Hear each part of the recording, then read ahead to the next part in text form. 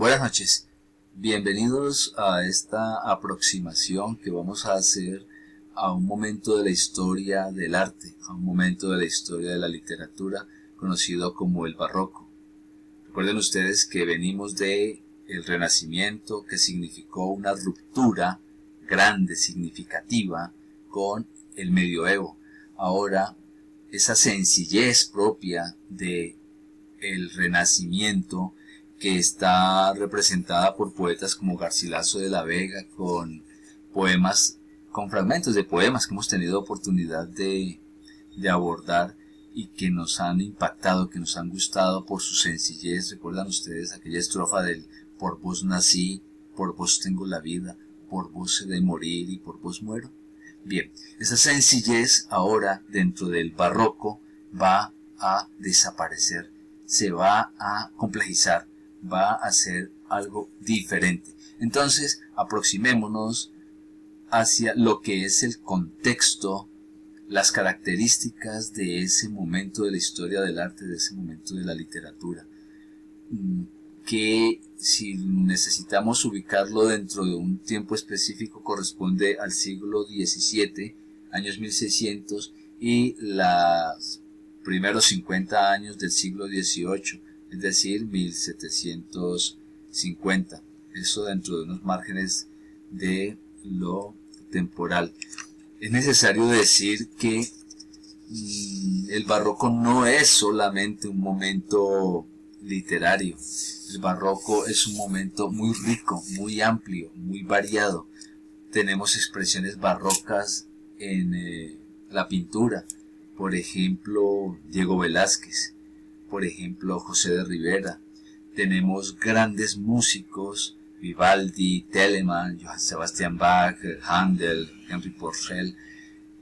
Tenemos dentro de la historia de la literatura española, que es la que nos ocupa en este momento, a escritores como Pedro Calderón de la Barca, Góngora, Luis de Góngora de Argote, Francisco de Quevedo y Villegas, dos autores que vamos a abordar, que vamos a tratar de hacer una aproximación a ellos. Baltasar Gracián, que lo recordamos fácilmente por aquel aforismo de lo bueno si breve, dos veces bueno, y aún lo malo si poco no tan malo. Estos autores vamos a hacer una aproximación a ellos.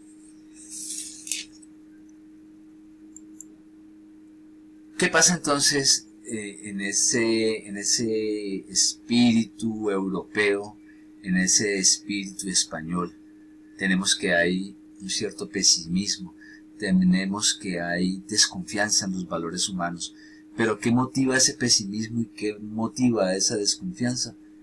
El hecho de que, recuerden ustedes, Europa vivió la famosa guerra, la guerra conocida como la Guerra de los 30 años, que se dio entre 1618 y 1648, guerra que enfrentó a los países católicos con los países protestantes. Recuerden que venimos de un cisma, de una división de la iglesia que genera un enfrentamiento bélico, y toda guerra va a generar, siempre va a tener como una de las grandes bajas la desconfianza en los valores humanos, y se pone el pesimismo siempre por delante.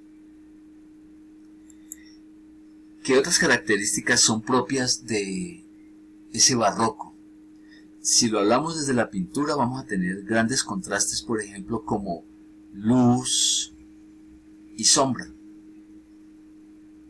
Si esto lo fuésemos a llevar a la parte de la literatura como tal, tendríamos, por ejemplo, contrastes entre la realidad y el sueño, que está presente en la obra de Calderón de la Barca, La vida es sueño, ¿sí?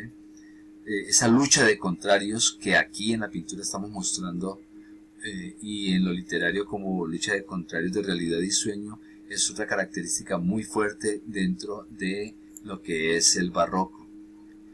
Otra característica propia del barroco en lo arquitectónico es que se recargan esos elementos arquitectónicos de mucha decoración, demasiada para mi gusto, ¿sí? Y de otra parte, por ejemplo, en los retablos, este es un fragmento de un retablo, observen ustedes cómo está recargada la forma.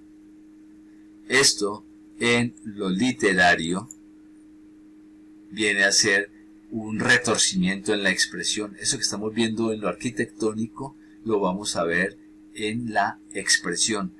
Se dieron entonces dos tendencias, lideradas por dos grandes autores. Una de las tendencias es conocida como el conceptismo, liderada por Francisco de Quevedo y Villegas. La otra tendencia es liderada por Luis de Góngora de Argote, y esa tendencia es conocida como el culteranismo. Al culteranismo le preocupa la forma, al conceptismo le preocupa es el contenido. Estos dos autores que estamos abordando ya, Quevedo y Góngora, fueron rivales encarnizados. Tan es así que este poema que escribe Francisco de Quevedo y Villegas es una muestra de él. Leámoslo. A una nariz. Érase un hombre a una nariz pegado. Érase una nariz superlativa. Érase una nariz sayón y escriba. Érase un peje espada muy barbado. Era un reloj de sol mar encarado. Érase una alquitara pensativa. Érase un elefante boca arriba. Era Ovidio Nazón más narizado. Érase un espolón de una galera. Érase una pirámide de Egipto. Las 12 tribus de narices era. Érase un naricísimo infinito, muchísima nariz, nariz tan fiera, que en la cara de Anás fuera delito. Es evidente en este poema la intención satírica, la intención cómica, la intención burlesca. Y para lograr esto acude Quevedo a una figura que conocemos como caricatura, que en el dibujo es la exageración de los rasgos físicos y que en la palabra es justamente esto que estamos ejemplificando y estamos viendo.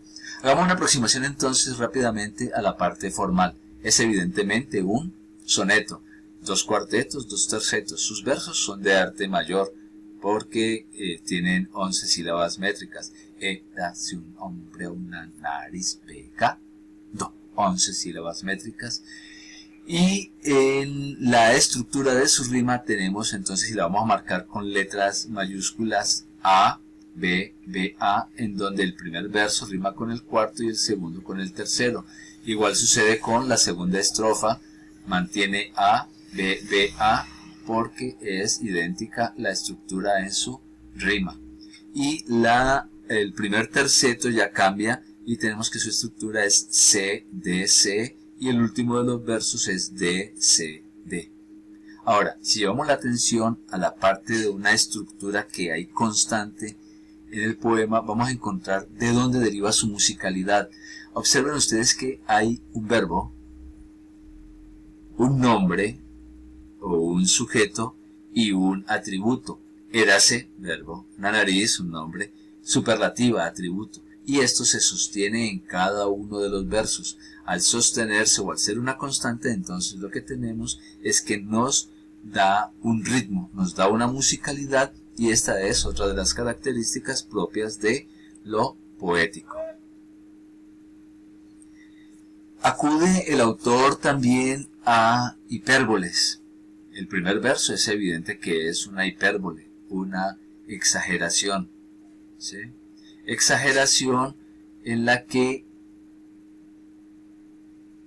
es claro que quiere decirnos que es un hombre de una nariz muy grande, pero para decirlo y exagerar, él invierte el asunto y nos dice entonces que es el hombre el que está pegado a la nariz.